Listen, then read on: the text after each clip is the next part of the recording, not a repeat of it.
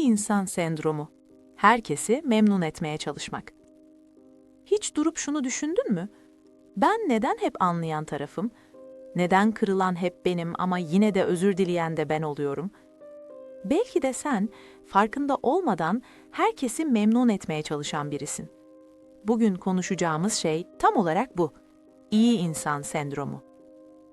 İyi insan sendromu nedir? İyi insan sendromu aslında kulağa çok güzel geliyor, değil mi? Kim kötü insan olmak ister ki? Ama burada iyi olmaktan kastımız nazik olmak, empatik olmak, yardımsever olmak değil. Buradaki iyi, kendini sürekli geri plana atma pahasına iyi olma hali. Hayır diyememek, karşı taraf üzülmesin diye susmak, kırıldığın halde belli etmemek, herkes mutlu olsun diye kendi sınırlarını yok saymak ve en önemlisi bunun seni yavaş yavaş tüketmesi. Bu sendrom nasıl oluşur? Çoğu zaman çocuklukta başlar. Uslu çocuk ol. Aman kimseyi kırma. Büyüklere karşı gelinmez. İyi insanlar sevilir. Beynimiz şunu öğrenir. Sevilmek için uyum sağlamalıyım. Ve zamanla şu inanç yerleşir. Eğer herkesi memnun edersem terk edilmem.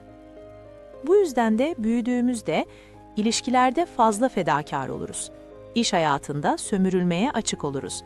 Arkadaşlıklarda hep veren taraf oluruz. Ama alan taraf çoğu zaman ortada yoktur. İyi insan sendromunun görünmez belirtileri. Bu sendrom her zaman dışarıdan fark edilmez ama içeride çok şey olur. Sürekli yorgun hissetmek, içten içe bir kırgınlık biriktirmek, kimse beni gerçekten düşünmüyor hissi, pasif-agresif davranışlar, ani insanlara karşı öfke patlamaları. Çünkü bastırılan her duygu bir gün başka bir yerden çıkar. Ama ben gerçekten iyi olmak istiyorum. Burada çok önemli bir ayrım var. İyi olmak başka, kendini yok sayarak iyi olmak başka. Gerçek iyilik, zorla değil, isteyerek yapılır. İçinde pişmanlık barındırmaz.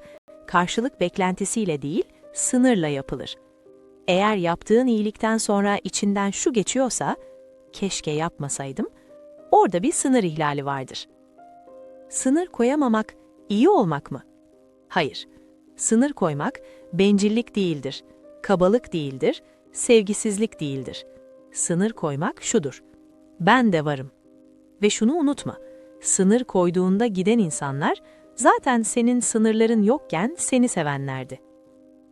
İyi insan sendromunun en acı taraf şu. İyi insan sendromu olan kişiler çoğu zaman en az görülen kişiler olur. Çünkü insanlar her zaman veren birini zamanla garanti görür ve garanti görülen şey çoğu zaman değerini kaybeder. Peki ne yapabiliriz? Bu bir gecede değişmez ama küçük adımlarla başlar. 1. Kendine şu soruyu sor. Bunu gerçekten istediğim için mi yapıyorum yoksa hayır diyemediğim için mi? 2. Küçük hayırlarla başla. Her şeye değil, herkese değil ama en azından bazen. 3. Rahatsızlık hissine izin ver. İlk başta suçluluk hissedeceksin. Bu normal, çünkü beynin yeni bir şey öğreniyor. 4. İyiliğini hak edenlere sakla. Herkes senin enerjini hak etmiyor.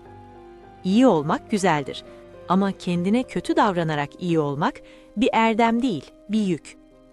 Unutma, sen başkalarını mutlu etmek için değil, insan olarak var olmak için buradasın. Ve sen de en az herkes kadar değerlisin. Eğer bu video sana bir yerden dokunduysa yalnız değilsin. Yorumlara bir like bırakabilirsin ya da bu videoyu hep iyi olmak zorunda hisseden birine gönderebilirsin. Bir sonraki videoda görüşmek üzere. Kendine iyi davranmayı unutma.